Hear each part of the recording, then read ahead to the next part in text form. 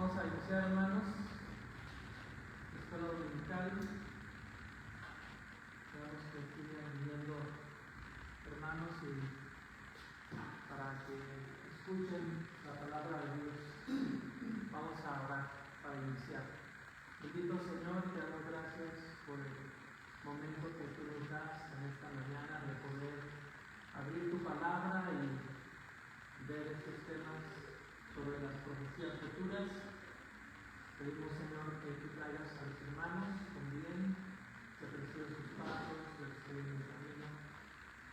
Ayúdales, Señor, para que no se pierdan estar en tu casa de oración. Rogamos que tu Santo Espíritu nos controle nuestros pensamientos, las intenciones de nuestro corazón y nos ayude a concentrarnos plenamente en estudiar tu palabra. Háblanos, Señor, a través de ella. Nos ponemos en tus manos en esta hora, en el nombre de nuestro Señor Jesucristo. Amén. Pues pásenle, hermanos.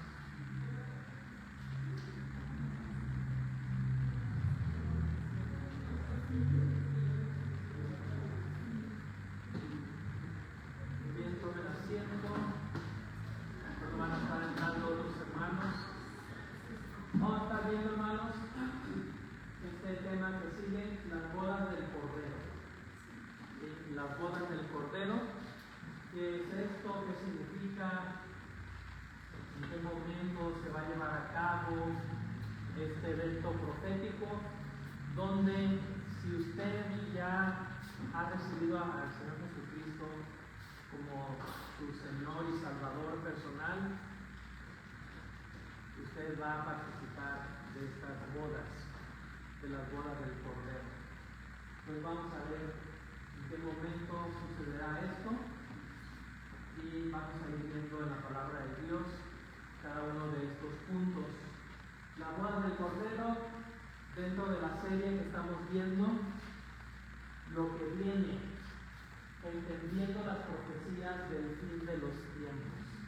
Lo que viene, entendiendo las profecías del fin de los tiempos.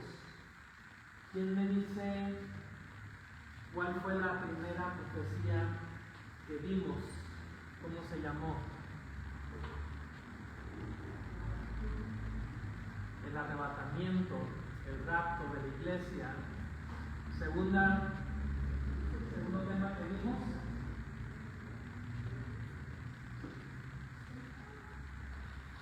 Nana, ¿Carmen? Ok. Después el arrebatamiento es lo que está por suceder. Después del arrebatamiento, ¿qué vimos?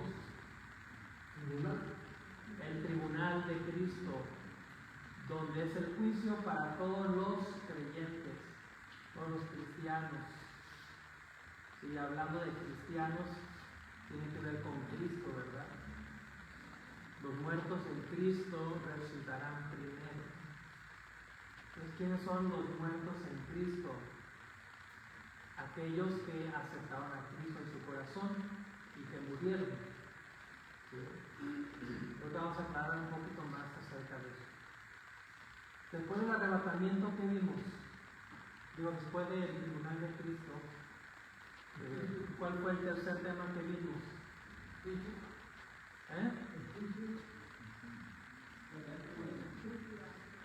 La gran tribulación. ¿Sí? Tribulación, gran tribulación, 3 años y medio, que es la semana 70 de Daniel, la última semana de las profecías. La gran tribulación dividida en 3 años y medio cada uno, donde Dios va a desatar toda su ira, todo su juicio sobre este mundo. ¿Sí? Cada persona que ofende el nombre de Dios, que pisotea el nombre de Dios, que blasfema el nombre de Dios, hace que la ira de Dios se acumule, se vaya acumulando más y más y más y más y más, hasta que llega un día en el que Dios decide hasta aquí, arrebato a la iglesia la saco de este planeta y entonces empiezo a establecer todo mi castigo, ira, juicio sobre este mundo. Este mundo va a saber lo que es recibir el juicio de Dios. Así que nada se va a quedar impune.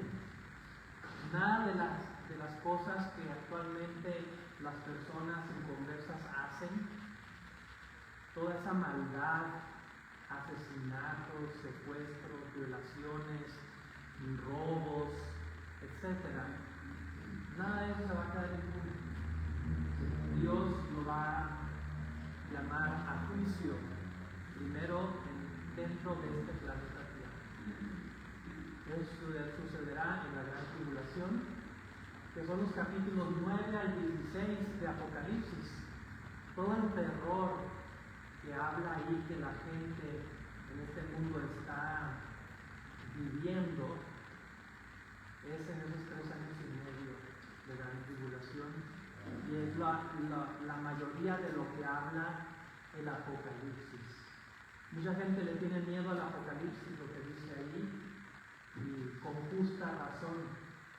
Aquellas personas que todavía no tienen a Cristo en su corazón, con justa razón pueden llenarse de miedo, de pavor, de pánico, el pensar vivir en esa era, en ese tiempo, que no le falta mucho para que llegue. ¿Sí? ¿Y cuál es la solución para que estas personas dejen ese miedo? Pues recibir a Cristo. Porque recibir a Cristo te salva de vivir ese tiempo. Porque repito, antes de que venga el juicio de Dios sobre este mundo, Dios va a sacar a su iglesia. Es decir, toda aquella persona que recibió a Cristo en su corazón, que tomó la decisión de recibir a Cristo en su corazón, seremos sacados de aquí, y entonces las personas que se queden tendrán que lamentar el juicio de Dios cayendo sobre sus vidas.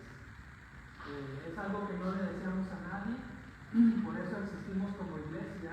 Uno de los grandes propósitos es que como iglesia anunciemos, prediquemos, enseñemos a la gente que no conoce a Cristo, pues que conozcan a Cristo, que lo acepten en su corazón, que sean salvos de la condenación eterna del infierno, sean salvos de vivir en ese tiempo de gran tribulación, y aún así el recibir a Cristo y convertirnos en un hijo de Dios nos salva de muchas cosas, aparte de la salvación del alma, de la salvación de vivir ese tiempo de la gran tribulación.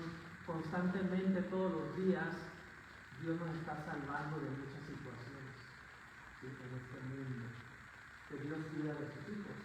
Y en fin, son innumerables los beneficios que recibe una persona al aceptar, al entregarse a Cristo, recibido en su corazón para salvación de vida eterna. Bueno, entonces, recapitulando, vimos primero el arrebatamiento, que esa es la profecía futura que está por suceder en cualquier momento. No hay fecha, no hay hora. Ese dato Dios se lo reservó para sí mismo.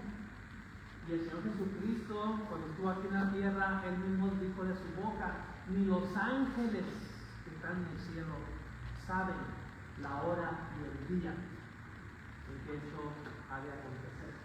Entonces, ustedes saben que han salido muchos falsos profetas, falsos predicadores, que predicen el fin del mundo y han puesto fechas y todo eso, y hasta ahorita pues han quedado en ridículo. Y lo único que han demostrado es su completa ignorancia de las Escrituras.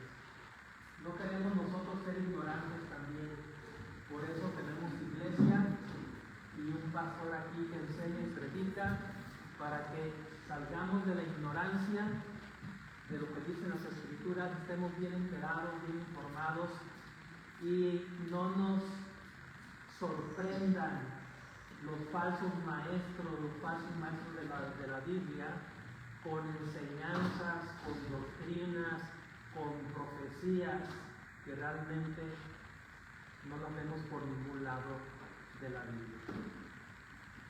Vamos a continuar, la boda del Cordero, tema que nos ocupará hoy. Lección 4, Apocalipsis 19, de 6 al 9. Apocalipsis 19, del 6 al 9, vamos todos ahí. Yo lo voy a leer porque es el pasaje base de este tema. Apocalipsis 19, versículos del 6 al 9. Lo voy a leer, ustedes me tienen ahí con su vista, y oí como la voz de una gran multitud, como el estruendo de muchas aguas, y como la voz de grandes truenos, que decía: Aleluya, porque el Señor nuestro Dios Todopoderoso reina. Gocémonos y alegrémonos y démosle gloria, porque han llegado las bodas del Cordero, y su esposa se ha preparado. Por cierto, ¿quién es la esposa? La iglesia, el cuerpo de Cristo, tú y yo, toda persona salva. ¿Sí? ¿Todo me quedé? Ok. Y su esposa se ha preparado. Y a ella se le ha concedido que se vista de lino fino, limpio y resplandeciente, porque el lino fino es las acciones justas de los santos. Repitamos, ¿qué es el lino fino? ¿Qué representa el lino fino? Con que se ha vestido la esposa, o sea, la iglesia. ¿Qué representa? Las acciones justas de los santos. ¿Quiénes son los santos? Todos los creyentes, hijos de Dios. Las acciones justas de todos los santos. Las acciones que tú y yo hacemos en este tiempo que nos tocó vivir como cristianos, como hijos de Dios, y ese lino fino con que nos estamos vistiendo y preparándonos para la boda con el Señor Jesucristo.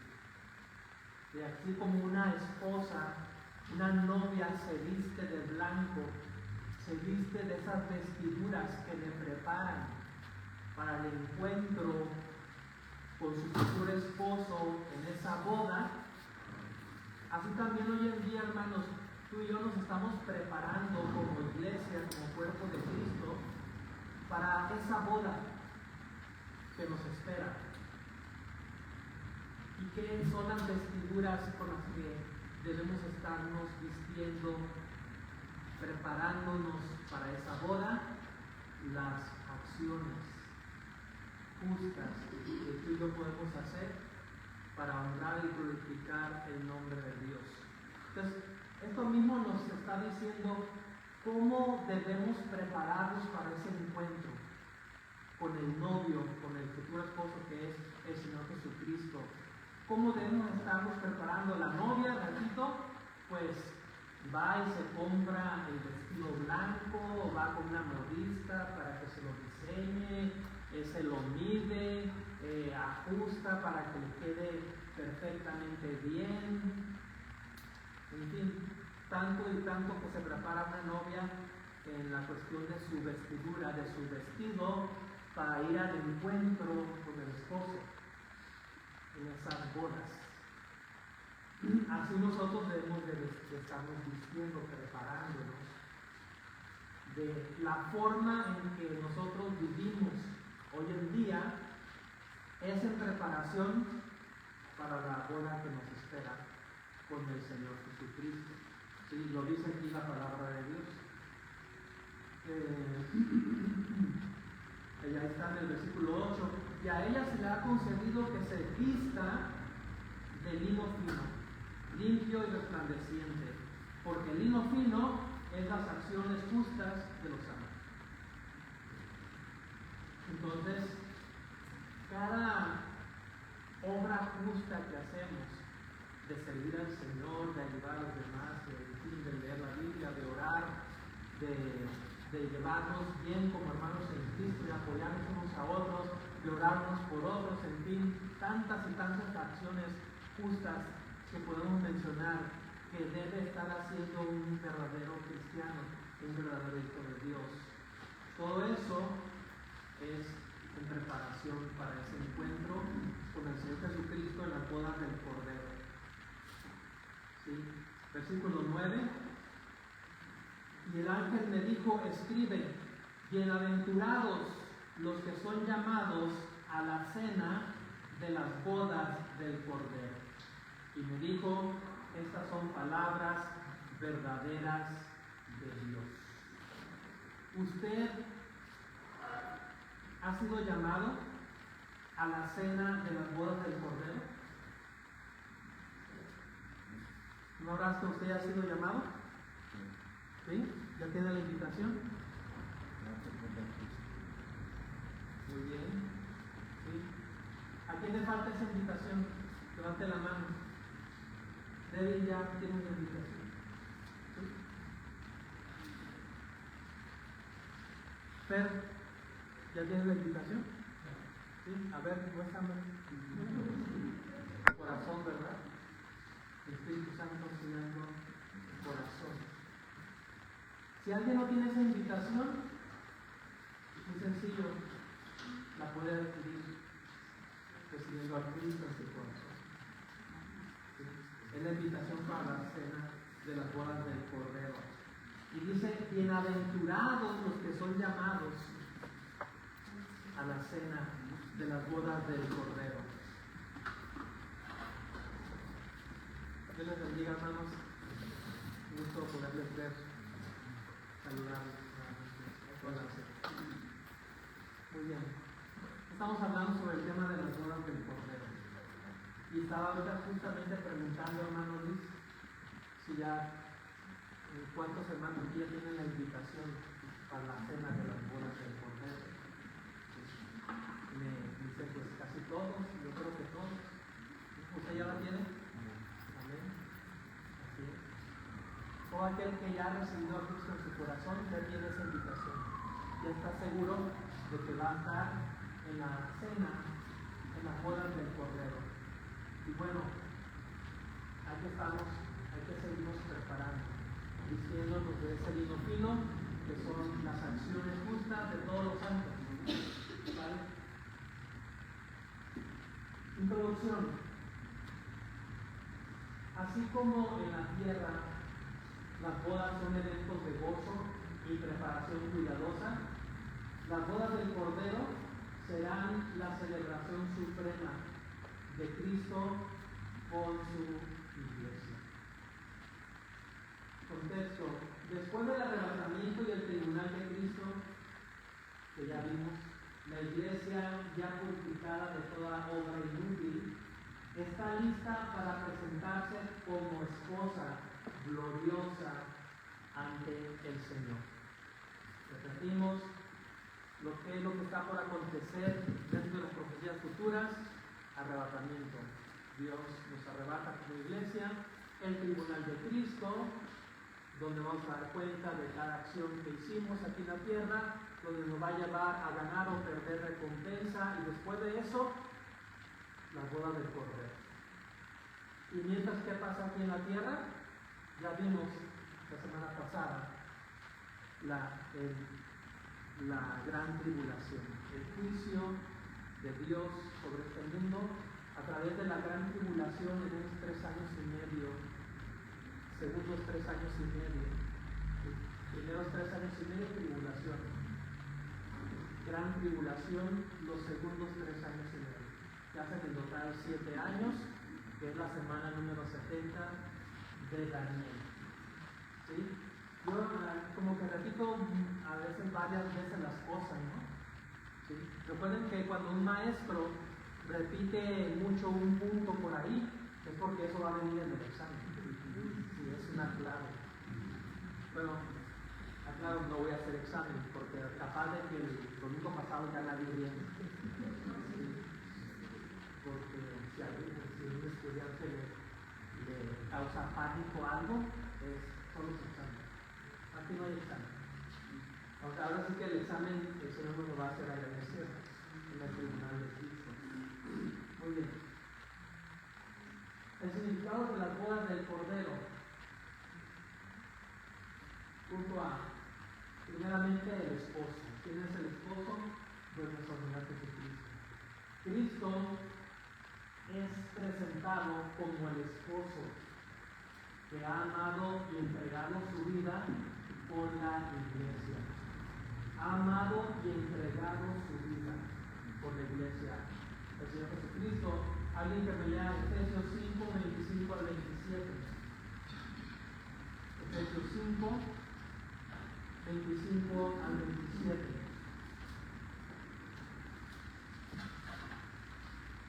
Sí, hermano. Efesios 5, 25 al 27. Maridos, amad a vuestras mujeres, así como Cristo amó a la iglesia y se entregó a sí mismo por ella, para santificarla, habiéndola purificado en el levantamiento del agua por la palabra, a fin de presentársela a sí mismo una iglesia gloriosa que no tuviese mancha, ni arruga, ni cosa semejante, sino que fuese santa y sin mancha.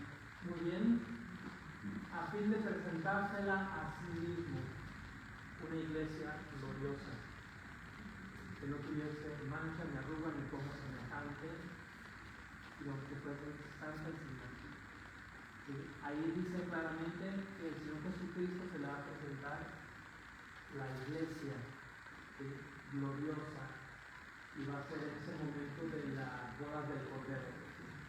Punto 2. En la tradición judía, después de la ceremonia de compromiso, el novio prepara un lugar y regresaba por la novia. Esto lo refleja Juan 14, 2 y 3. Quiero leer Juan 14, 2 y 3. ¿Mana Yadena?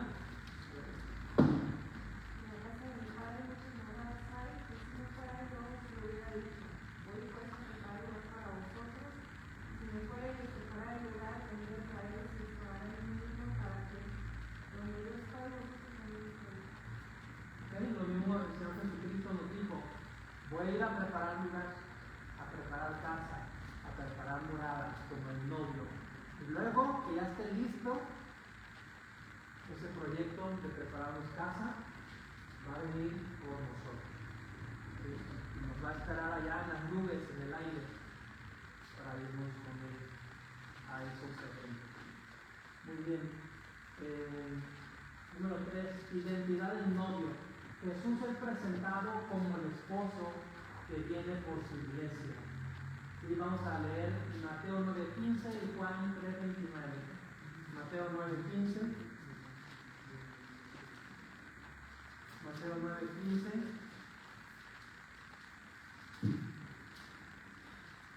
¿Sí?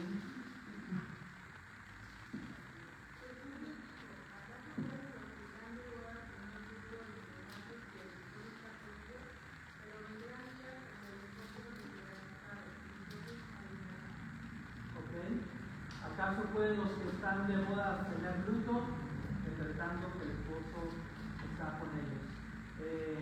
Juan 3:29. Sí, adelante, El que tiene la novia es el novio, pero el amigo del novio que está a su lado y le oye, se alegra mucho con la voz del novio. Así pues, este gozo mío será completado. Muy bien. Y en ese momento,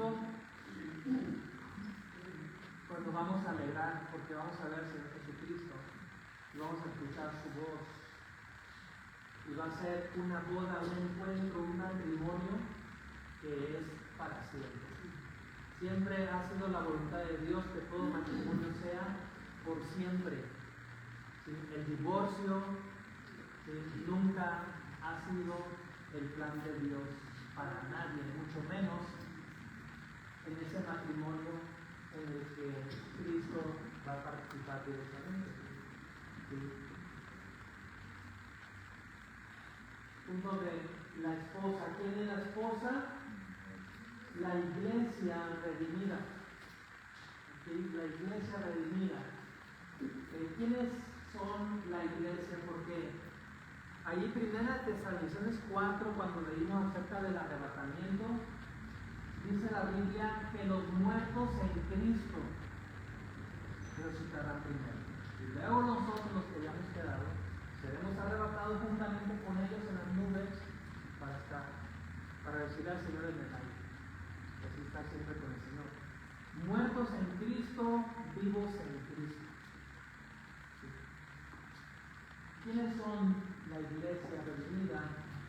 Pues son todos los creyentes verdaderos. ¿Desde qué tiempo a qué tiempo? Desde Pentecostés hasta el arrebatamiento. ¿Sí? Hasta el arrebatamiento. Entonces, cuando dice ahí los muertos en Cristo resucitarán primero, la pregunta es, ¿quiénes son los que van a resucitar? La misma frase lo dice, los muertos en Cristo. La gente que murió en el Antiguo Testamento, ¿son muertos en Cristo?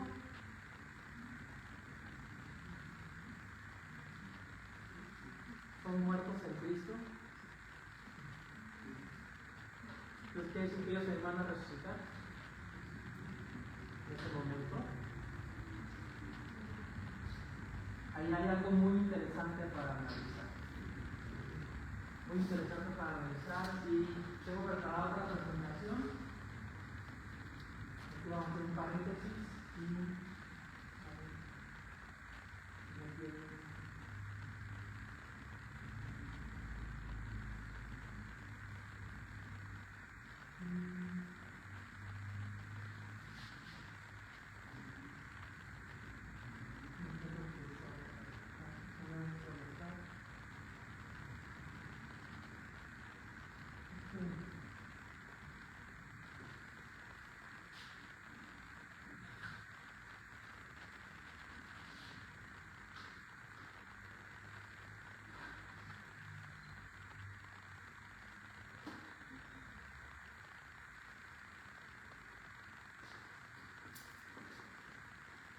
vamos a ver esto. ¿Quiénes participarán en las bodas del Cordero? Es lo mismo que decir quiénes serán arrebatados en el arrebatamiento. Porque los que son arrebatados en el arrebatamiento, muertos en Cristo y vivos en Cristo, participarán en el tribunal de Cristo y luego pasarán a las bodas del Cordero. Estamos hablando del mismo grupo de gente. ¿Sí? Introducción. Según la Biblia, los que creyeron en el Mesías en el Antiguo Testamento, como Abraham, David, Daniel, etc., no resucitarán en el arrebatamiento de la iglesia, sino que su resurrección está programada para otro momento. ¿Qué es ese otro momento? ¿Cuándo está ese momento? Al final de la gran tribulación y al inicio del reino milenial. Sí, milenial. La frase, bueno, vamos a ver rápidamente. El arrebatamiento es un evento ¿para quién? Para la iglesia. Lo vimos en su momento en estos pasajes, donde la expresión clave es en Cristo.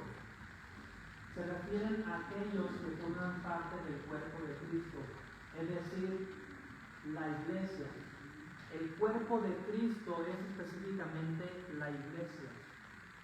Sabemos que la gente del Antiguo Testamento tenía su esperanza, su fe puesta en el Mesías venidero, mas no sabían cuál era el nombre, qué nombre iba a adquirir.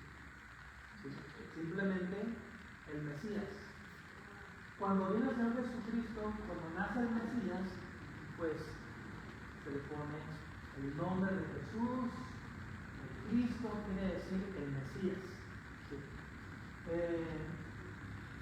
donde el Señor Jesucristo viene a inaugurar con su ministerio terrenal lo que es la iglesia específicamente. Dice la Biblia, a los suyos vino y los suyos no lo recibieron, mas los que le recibieron, ¿sí? Pues le dio potestad de ser hechos sus poderes. Palabras más, palabras menos.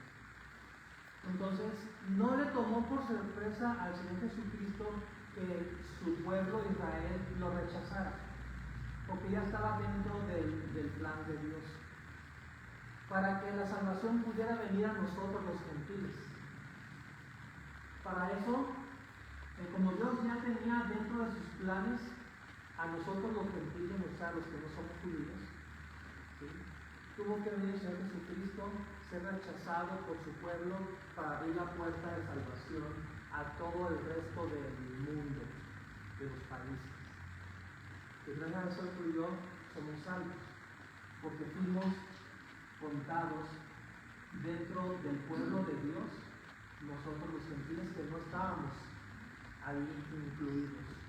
Entonces, dentro de sus planes perfectos, Dios mandó a su Jesucristo a morir en la cruz para que tú y yo pudiéramos tener salvación, vida eterna.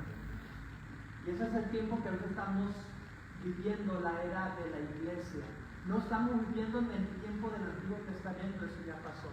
Estamos viviendo específicamente en la era de la iglesia, y Cristo vino a los enfermos, como él mismo dijo.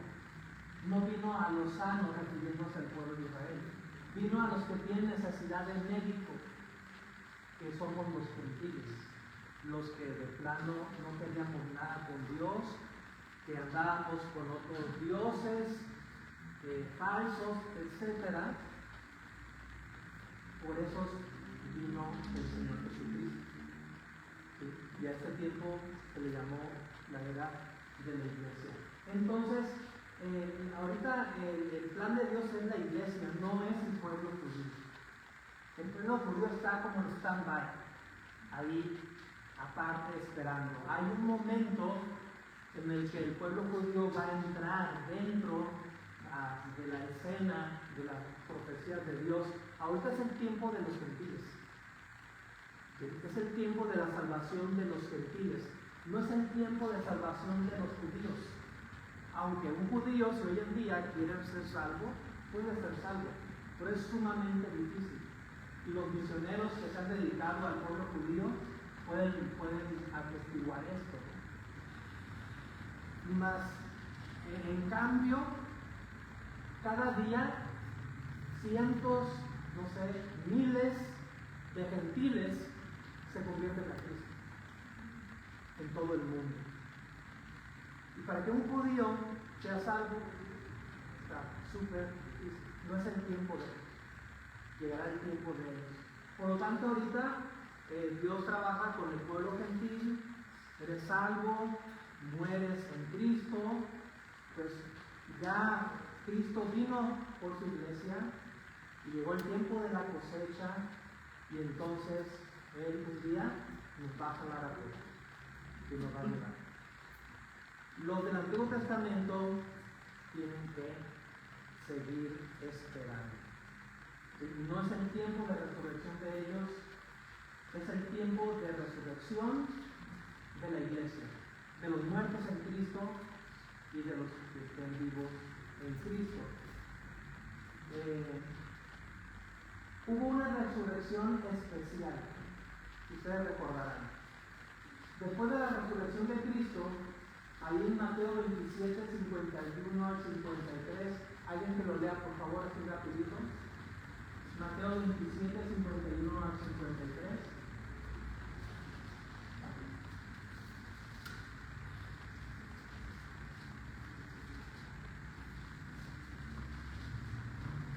Léalo por favor si lo tenga rápidamente.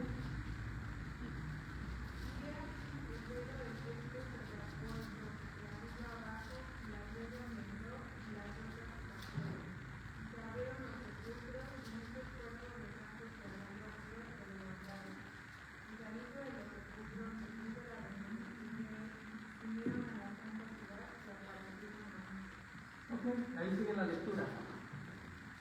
Hubo santos que resucitaron después de que el Señor Jesucristo resucitó, que se levantaron de los sepulcros. ¿Sí? ¿Quiénes eran esos santos? ¿Sí? No pueden ser santos de la iglesia porque todavía no empezaba. ¿Sí? ¿Quiénes fueron esos santos que se levantaron, resucitaron? Pues no hay de otra. Son del Antiguo Testamento. ¿Sí? Gente del Antiguo Testamento que murió puesta su fe en el Mesías venidero. ¿Sí? Y aquí hubo esta resurrección, se llama una resurrección especial, porque no es una resurrección que figura dentro de las resurrecciones proféticas principales que se anuncian en la Escritura, sino que esa resurrección de este grupo limitado de personas del Antiguo Testamento, pues fue con propósitos de apoyar pues, la resurrección del Señor Jesucristo. Algunos teólogos dicen como, hay cuenta como una probadita de lo que va a venir en el futuro en relación a los santos del Antiguo Testamento, como diciendo, no se van a quedar ahí por siempre, va a haber una resurrección para ustedes, pero no es su tiempo. ¿Sí? Dice que aparecieron a muchas personas en Jerusalén, y la gente seguramente se sorprendió a ver ahí gente del Antiguo Testamento que de repente ya estaba viva. Y fueron por allá y se presentaron, no sé con quién platicaron, qué hicieron, pero ¿qué pasó con esos santos que resucitaron?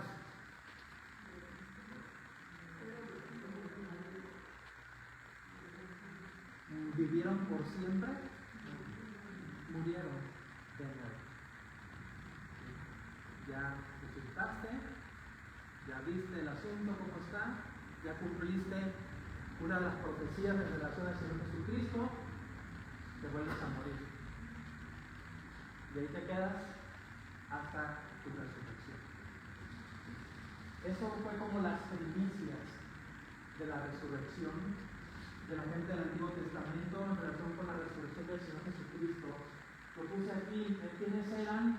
Pues creyentes antes de Cristo, es decir, pertenecientes al Antiguo Pacto.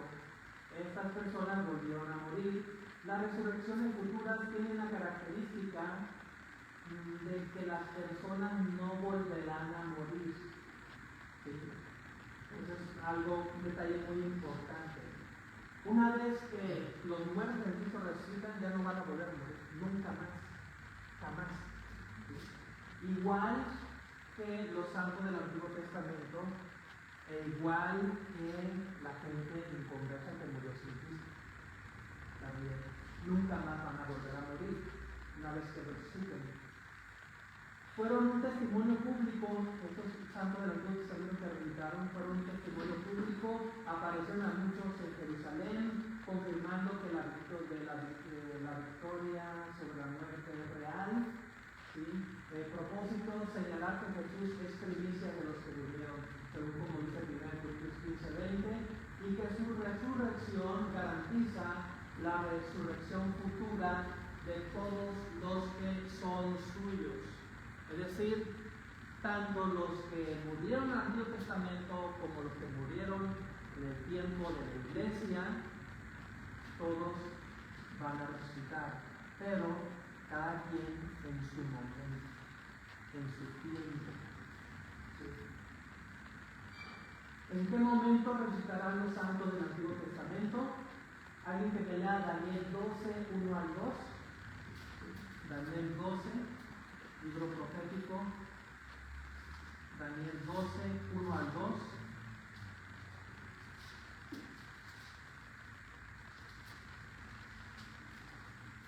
¿Quién me quiere leer?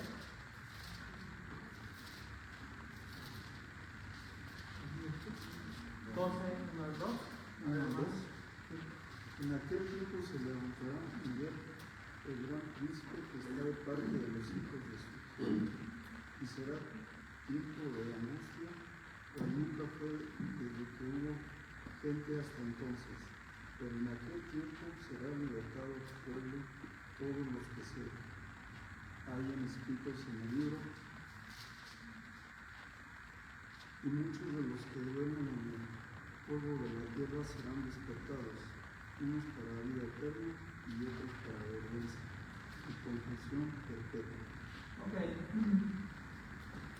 Ahí en el versículo 1 dice, y será tiempo de angustia, cual nunca fue desde que hubo gente hasta entonces. Ese tiempo de angustia que menciona aquí Daniel, ¿sí? Daniel 12:1-2 dice que la resurrección de los santos del Antiguo Testamento ocurrirá después de un tiempo de angustia, cual nunca fue.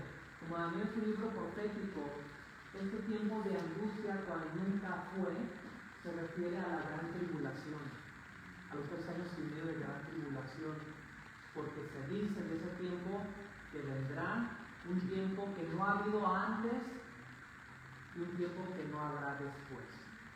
Lo que este mundo va a vivir en la gran tribulación va a ser un momento inédito, ¿sí? Que no va a haber otro igual en el futuro, ni ha habido otro antes, ¿sí? En el pasado. Se refiere a la gran tribulación Daniel y dice pues que habrá esa resurrección. Este momento coincide con la segunda venida de Cristo para establecer el milenio. Apocalipsis 20 del 4 al 6. Apocalipsis 20 del 4 al 6. Hermana Yardena.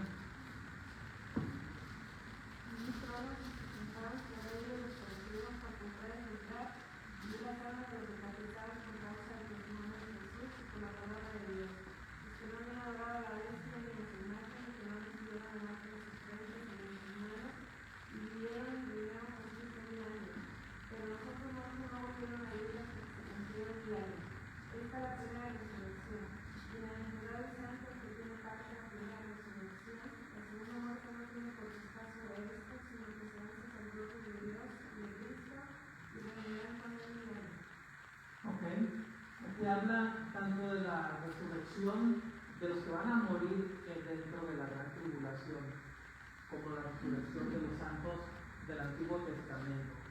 En este instante también resucitan los mártires de la gran tribulación, o sea, los que mueren en Cristo dentro de ese tiempo. El resumen del orden de las resurrecciones: arrebatamiento. Van a resucitar los muertos en Cristo. O sea, en el tiempo de lo que es la iglesia, la era del Nuevo Testamento, creyentes vivos transformados. Segunda venida, post-tribulación. La segunda venida de Cristo es después de la tribulación, no antes ni durante. Después de la tribulación, ¿quiénes van a resucitar? Los santos del Antiguo Testamento, junto con los que mueren dentro de la gran tribulación, mueren en Cristo. Y va a haber una tercera resurrección al final del milenio, cuando se cumplan los 1000 años del gobierno de Cristo sobre este mundo. Van a resucitar los incrédulos para juicio. Toda persona que no recibió a Cristo en su corazón van a participar dentro de la tercera resurrección, como dice Apocalipsis 20 del 11 al 15. Lean por favor alguien. 20 del 11 al 15. ¿Hermano Luis? A ver, hermano Luis. A ver, hermano Ranas.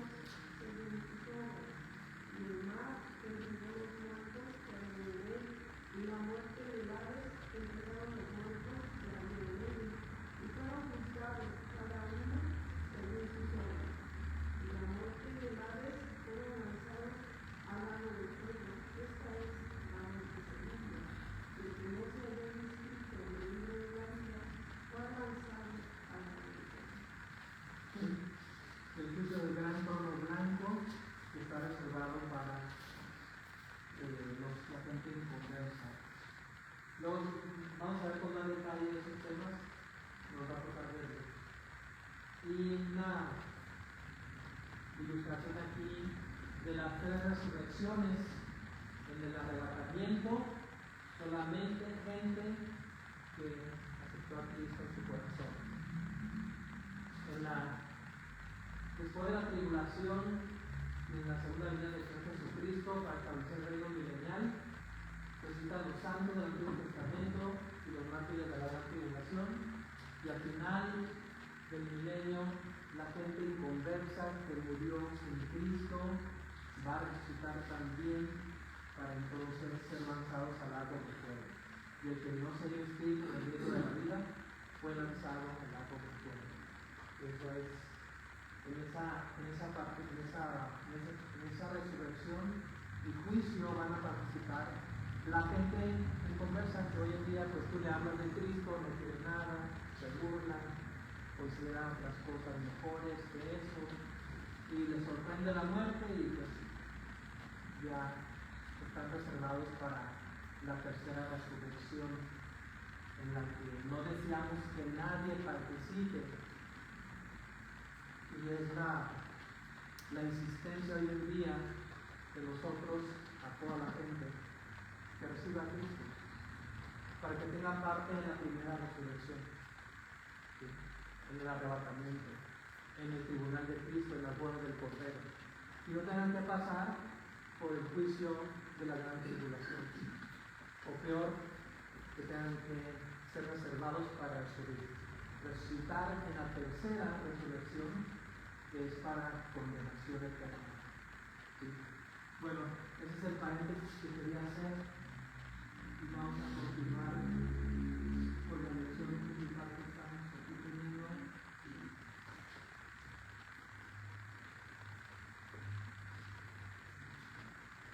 La boda del Cordero.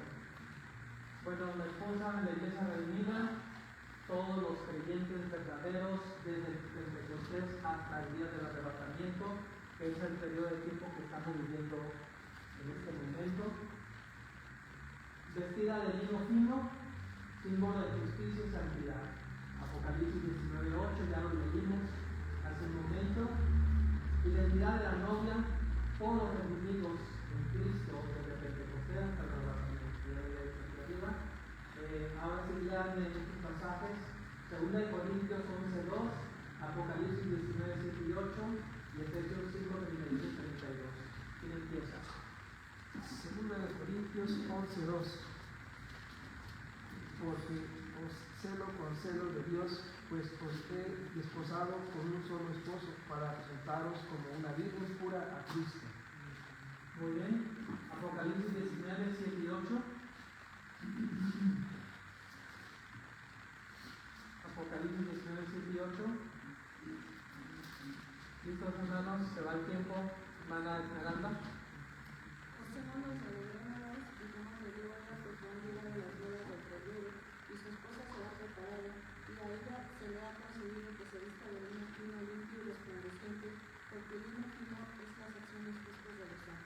Efesios 5:31 y 32.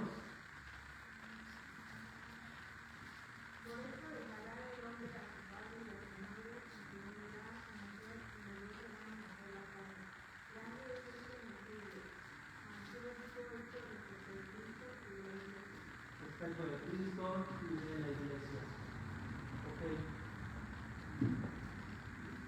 El momento de las bodas sucede en el cielo, después del tribunal de Cristo y antes de la segunda venida.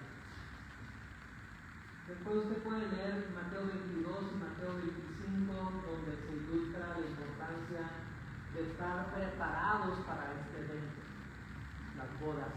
Y como dijimos, ¿cuál es la forma, la manera en que nosotros como iglesia debemos estarnos preparando hoy en día para la boda? ¿Cómo es esa preparación? Así como la novia se tiene que vestir de blanco, prepararse con su vestido, ¿cuál es nuestra vestimenta? Justicia y santidad. ¿Sí? Todas las obras, la forma de vivir, el estilo de vida que sabemos que nosotros, según la palabra de Dios, debemos estar teniendo, debemos estar viviendo. vivir en santidad y en justicia, viviendo para la honra y la gloria de Dios, no para nuestra propia honra y gloria, es la vestimenta con la que nos estamos preparando para este encuentro en la boda con el Señor Jesucristo. Y para seguirnos vistiendo de ese lino fino que son las acciones de nosotros como creyentes, como hijos de Dios, pues hay que leer la Biblia, hay que recibir predicación, enseñanza. Para eso es la iglesia, simple y sencillamente para venir y que nos prediquen, que nos enseñen lo que dice Dios en su palabra, porque eso me va a ayudar a mí para vivir de una manera digna del Señor Jesucristo. La novia se guarda en pureza, ¿sí? La novia se prepara con todos los preparativos, vestido, perfume, no sé, para ese encuentro especial con el esposo. El escenario de las bodas, después del arrebatamiento y del tribunal de Cristo, antes del regreso glorioso. Ahora sí, ya que Juan 14, 2 al 3, Apocalipsis 19, 1 al 9 y 1 Tesalonicenses 4, 17. Juan 14, 2 al 3. Juan 14, del 12 al 3.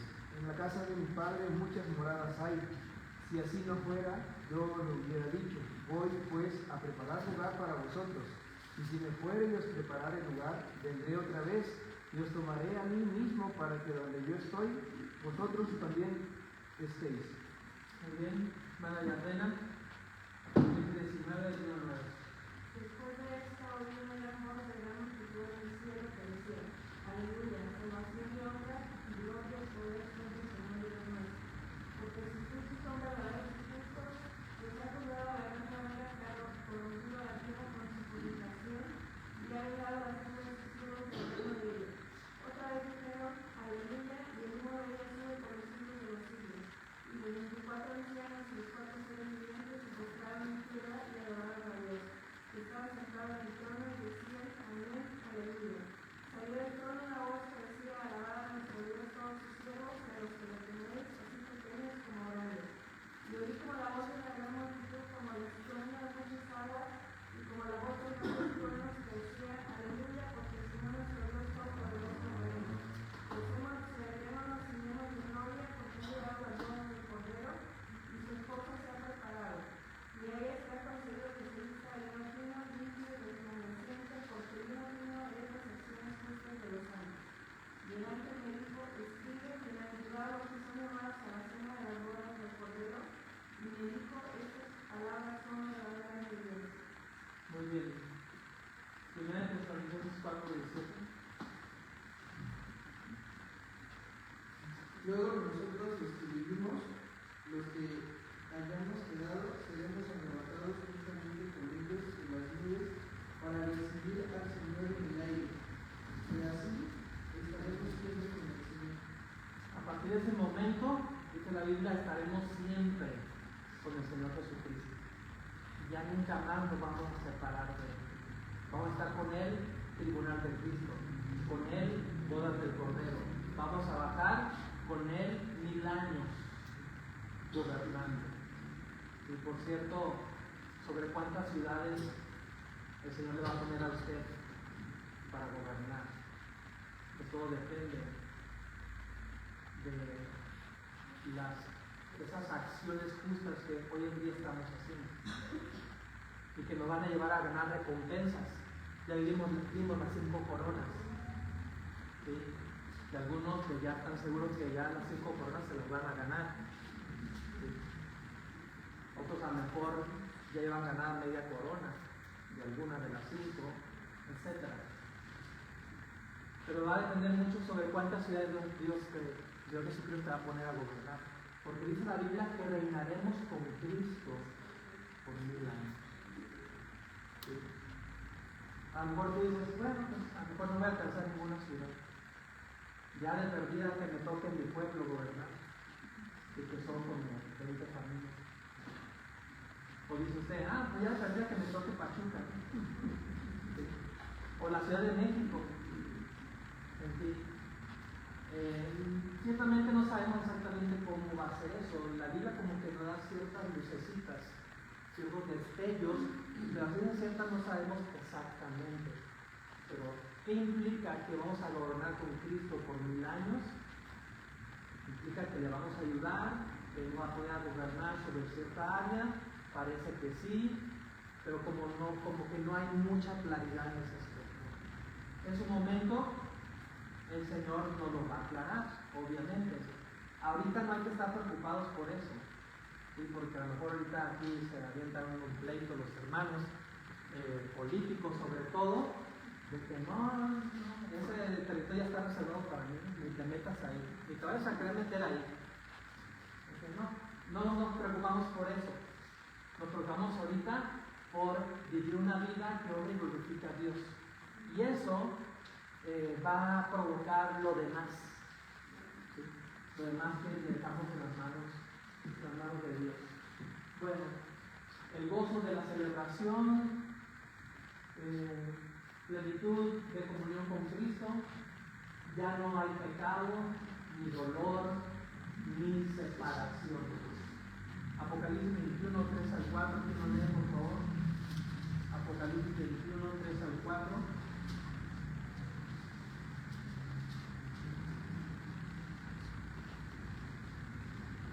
Que lo tengan por favor, hermano, listo. Apocalipsis 21, 3 al 4. Y oí una gran voz del cielo que decía: He aquí el tabernáculo de Dios con los hombres, y Él morará con ellos, y ellos serán su pueblo, y Dios mismo se estará con ellos como su Dios. Enjugará a Dios toda lágrima de los ojos de ellos, y ya no habrá muerte, ni habrá más llanto, ni clamor, ni dolor, porque las primeras cosas pasaron. Muy bien, ahí está explícito. Victoria consumada. La boda es una proclamación de victoria. El esposo ha vencido y la esposa ha perseverado hasta el fin. Celebración de victoria y amor. Apocalipsis 21, 2, como leímos, la nueva Jerusalén es presentada como una esposa ataviada para su marido. Isaías 62, 5 nos dice: como el gozo del esposo con la esposa, así se gozará contigo el Dios tuyo. Efesios 5:27, Cristo presenta a la iglesia sin mancha ni arruga. Aplicaciones para nosotros hoy. Como decía ahorita, no nos preocupemos ahorita todavía sobre el futuro, preocupémonos por el tiempo presente, que muchas veces nos preocupamos tanto por el futuro que descuidamos el presente, o nos preocupamos por el pasado, ¿sí? Y descuidamos el presente. El tiempo presente es clave para lo que viene después. Vivir en santidad, prepararnos como una novia para nuestro Señor, servir con fidelidad, nuestras obras serán recompensadas antes de la boda, mantener viva la esperanza. Esta celebración nos recuerda que nuestra historia termina con gozo, no en tragedia. Imagínense cómo va a terminar la historia de los inconversos, resucitando para algo peor, se nos vamos a hablar después. Exhortación a la santidad y fidelidad. Apocalipsis 19:8. El hilo fino son las acciones justas de los santos, y la vimos. 1 Juan 3:2 al 3. El que tiene esperanza en él se purifica. Mateo 25:1 al 13. La parábola de las 10 vírgenes. Estar listos cuando el esposo venga.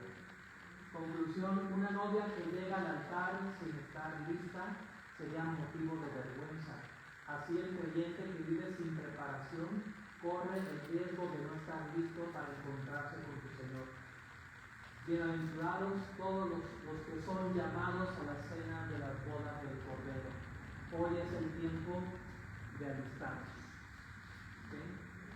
Pues vamos a orar, hermanos, y espero que este tema que hemos visto pues haya impactado nuestro corazón y nos ayude a ajustar nuestra vida para que se esté preparando de la manera correcta, adecuada para ese momento. Oremos. Bendito Señor, ayúdanos a seguirnos preparando por esa vida de santidad y justicia en nosotros, una vida que es digna de ti, que te honre y te glorifique. Ayúdanos, Señor, para estar listos para ese momento. Te lo rogamos en nombre del Señor Jesucristo. Amén. Vamos a prepararnos para el servicio, hermanos. Alguien que me ayude aquí con los mensajes.